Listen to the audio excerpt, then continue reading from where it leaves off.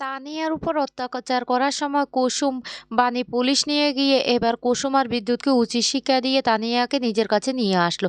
হ্যাঁ বন্ধুরা, এমনটা হতে চলেছে আজকের পর্বে। বিস্তারিত জানতে ভিডিওটিতে লাইক দিয়ে চ্যানেলটিকে সাবস্ক্রাইব করে পুরো ভিডিওটি তোমরা দেখতে থাকো। গল্পের শুরুতে আমরা দেখতে পারবো বিদ্যুতের পক্ষে লয়ার মান্না বলতে লাগলো, আপনাকে কত টাকা দিয়েছে এই সাক্ষীটা দেওয়ার জন্য? তখনই পচায় বলতে লাগলো, আমাকে একটা টাকাও দেয়নি, আমি কোনো টাকার কাছে বিক্রি হয়নি ধর্মাবতার, আমি শুধু সত্যিটা বলতে এসেছি, একটা শিশুর জীবন বেঁচে যাবে সেই জন্য, কারণ আমাকে বলেছে যে আমার এই সাক্ষীতে একটা শিশুর প্রাণ বেঁচে যাবে। বাণী আমার কাছে গিয়ে এইটুকু অনুরোধ করেছিল, তাই যেটা সত্যি সেটাই আমি বলেছি, কারণ আমার বউ বাচ্চা নিয়ে আজকে ২-৩ বছর আমার কাছ থেকে চলে গিয়েছে। আমি নেশা করতাম, অনেক মারধর করতাম ওদেরকে, তাই ওরা চলে গেছে। তখন আমি বুঝতে পারি যে একটা বাচ্চা না থাকলে যে কতটা কষ্ট হয় সেটা আমি বুঝতে পেরেছি। তাই বাণীর কথা শুনে আমার অনেক কষ্ট লেগেছে, সেই জন্য আমি এই সাক্ষীটা দিতে এসেছি।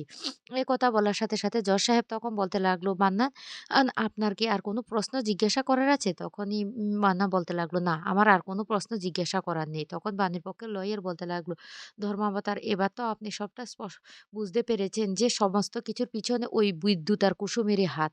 তখনই বিদ্যুৎ বলতে লাগলো, ধর্মাবতার আমি কিছু বলতে চাই। প্লিজ দয়া করে আপনি আমার কথাটা শুনুন, আমার কথাটা শুনুন। তখন বাণী চমকে যায়। আর বাণী বলতে লাগলো, ও আবার কি বলবে? কি সমস্যার সৃষ্টি করবে সেটাই তো বুঝতে পারছি না। এদিকে বাণীর শাশুড়ি, সাথী, অনিরুদ্ধ সবাই খুশি হতে থাকে। সবাই বলতে লাগলো, মনে হয় কেসটা বানিয়ে দিকে যাবে। কিন্তু হঠাৎ করে বিদ্যুতের এই কথা শুনে জজ সাহেব তখন বলতে লাগলো, আপনার যা বলার আপনার কাস্টাডিতে এসে বলুন। তখন এই কথা বললে বিদ্যুৎ তখন বলতে লাগলো, জজ সাহেব আমার এই কথাটা শুধু আপনি শুনুন। বাণী তো বিয়ে করে নিয়েছে। ওটা হলো বাণীর নতুন স্বামী। আর বাণী আর নতুন স্বামী মিলে আমার মেয়েটার দেখাশোনা এমনকি কিছুই করছে না। শত হলো তো আমার মেয়ে। আমার মেয়েটা এভাবে কষ্টের মধ্যে থাকবে সেটা আমি কিছুতেই সহ্য করতে পারব না। প্লিজ দয়া করে আপনি আমার এই অনুরোধটুকু রাখুন।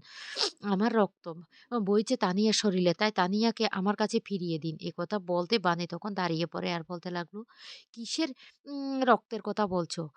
ওইদিন রক্ত সম্পর্কটা কোথায় ছিল? যখন মাম্মাম আমার গর্ভে ছিল? যখন তুমি আমাকে দিনের পর দিন এই নেশা করে এসে আমার আর মাম্মানের উপর অত্যাচার করেছিলে? যখন আমি গর্ভাবস্থায় অনেক ছটফট করছিলাম, কষ্ট পেয়েছিলাম, তখন তুমি কোথায় ছিলে? তারপরে তো তুমি শেষ পর্যন্ত গর্ভপাত করার কথাও বলেছিলে। কিন্তু আমি সেই কাজটা করিনি। এখন এসেছো রক্তের সম্পর্কটা তৈরি করতে। মাম্মামকে নিয়ে যখন আমি ই লড়াই করেছি, তুমি সব জায়গায় ধার দেনা করে এমনভাবে ডুবে গিয়েছিলে। আমি লোকের বাড়ি কাজ করে সেই ধার দেনা সমস্ত কিছু মিটিয়ে দিয়েছি। তারপরেও তো তুমি আমার গায়ে হাত তুলতে একবারও পিছু পা হটোনি। সবসময় তুমি আমার গায়ে হাত তুলেছ। আর এখন এসেছো রক্ত সম্পর্ক কথা বলতে। জজ সাহেব তখন রীতিমতো অবাক হয়ে যায়। তখন বিদ্যুৎ বলতে লাগলো, মিথ্যে কথা, মিথ্যে কথা স্যার, এসব মিথ্যে কথা। আমার মেয়েকে আমার কাছ থেকে দূরে নিয়ে যাওয়ার জন্য। দেখুন না মেয়েটাকে কি শিখিয়ে দিয়েছে। মেয়েটা এখন আমাকে দেখলে রাক্ষস বাবা বলে। আপনি একবার ভাবুন আপনার মেয়ে যদি আপনাকে রাক্ষস বলে তাহলে আপনার কেমন লাগবে? আমার বুকটা না ফেটে যাচ্ছে। অনিরুদ্র তখন দাঁড়িয়ে বলতে লাগলো, জজ সাহেব আমি শুধু এইটুকু বলব, মাম্মামের কোনো ক্ষতি হবে না। আমি আপনাকে এ স দরকার পড়লে লিখিত দিয়ে মাম্মামকে নিয়ে যাব। মাম্মামকে আমরা ভালো রাখবো। মাম্মাম এমনিতে অসুস্থ। এই কথাটা বললে জজ সাহেব তখন বলতে লাগলো, ঠিক আছে আপনারা আপনাদের জায়গায় গিয়ে বসুন।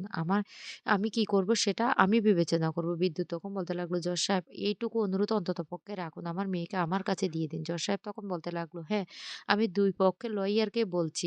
আপনারা দুজন আমার চেম্বারে আসুন। আমার যা সিদ্ধান্ত নেওয়ার আমি সেখানে সিদ্ধান্তটা নিয়ে নেব। এদিকে বানি খুব কান্নাকাটি করতে থাকে, অন্যদিকে সাথীও কান্নাকাটি করতে থাকে। তখন অ বানির মা বলতে লাগলো, "কি হয়েছে বেয়ান? আপনার মনটা এতটা খারাপ কেন?" তখন সাথী বলতে লাগলো, "ও জজ সাহেব না রায়টা কোন দিকে দেবে সেটাই বুঝতে পারছি না। আমার মনে হচ্ছে মামামকে ওরা পেয়ে যাবে।"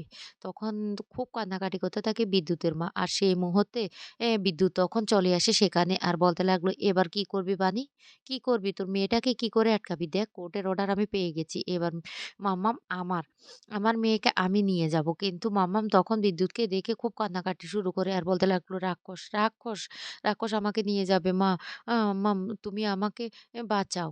তখনই বলতে লাগলো, "কে রাক্ষস? কোন রাক্ষস? আমি তো তোমার বাবা। আমি তোমাকে নিয়ে যাবো।" অনুরুদ্র তখন বলতে লাগলো, "প্লিজ, প্লিজ তুমি এমন কাজ করো না। তোমার যত টাকা লাগবে দরকার পড়লে আমি তোমাকে দেব।" তখন বলতে লাগলো, "ভিখারি কোথাকার! রাস্তায় দোকান করিস আবার আমাকে টাকা দিবি কোথা থেকে? আমার কিচ্ছু চাই না। আমি আমার মেয়েকে নিয়ে যেতে চাই।" তানিয়া তখন তার মাকে শক্ত করে জড়িয়ে ধরে থাকে। এদিকে নয়নতারা দেবী আর মৌলি বলতে লাগলো, "কোর্ট তো অর্ডার দিয়েই দিয়েছে যে মাসের শেষ ৩ দিন বিদ্যুতের কাছেই থাকতে হবে। তোমার বাবার কাছে থাকতে হবে মা। তুমি তোমার বাবার কাছে যাও।" কিন্তু কিছুতেই তানিয়া তার বাবার কাছে যেতে রাজি হয় না। বিদ্যুৎ তখন সে কোর্টের অর্ডারটা দেখিয়ে হুমকি দিতে থাকে আর বলতে লাগলো, "আমার মেয়েকে আমি নিয়ে যাবো।" তখন বিদ্যুতের মা বলতে লাগলো, "এই বিদ্যুৎ তুই কি শুরু করেছিস? তুই এরকমভাবে একটা ছোট্ট ফুলের মতো মেয়ের জীবন নষ্ট করতে পারিস না। আমি বলছি।" এই বলে যখন বিদ্যুতের কলার চেপে ধরে তখনই কুসুম এসে বলতে লাগলো, "খবরদার, খবরদার আপনি আমার স্বামীর কেন ও গায়ে হাত দিয়েছেন? আমি কি করতে পারি আপনি জানেন?" তখন সেখানে এ অবাক হয়ে যায় সবাই। আর এদিকে বানি তখন বলতে লাগলো, "আমি আমার মেয়েকে কিছুতেই দিব না বিদ্যুৎ, কিছুতেই দিব না।" বিদ্যুৎ তখন বলতে লাগলো, "তুই কোর্টের অর্ডারও অমান্য করবি?"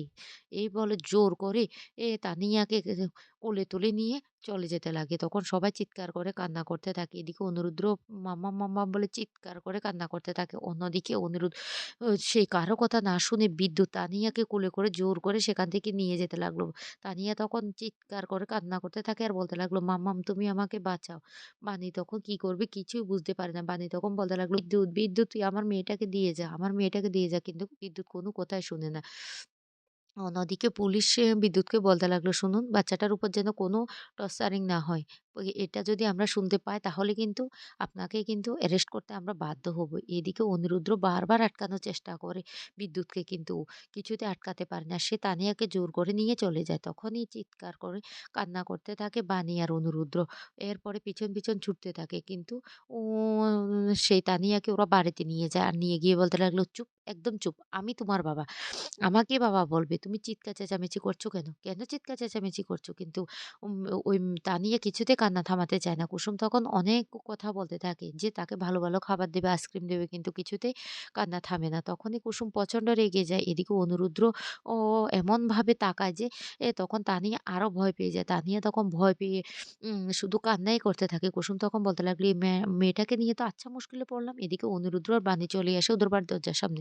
দরজাটা খোলার জন্য কিন্তু কিছুতেই দরজা খোলে না। অন্যদিকে তানিয়ার কান্না শুনে অনিরুদ্ধ কিছুতেই সহ্য করতে পারে না। অনিরুদ্ধ তখন বলতে লাগলো, "পুলিশ, আমাদেরকে পুলিশের হেল্প নিতে হবে। মামামকে ওরা নিশ্চয় টর্চারিং করছে।" এদিকেও কুসুম বলতে লাগলো, "খবরদার আরেকটা আবার যদি চিৎকার চেঁচামেচি করো তাহলে কিন্তু আমার থেকে খারাপ কেউ হবে না।"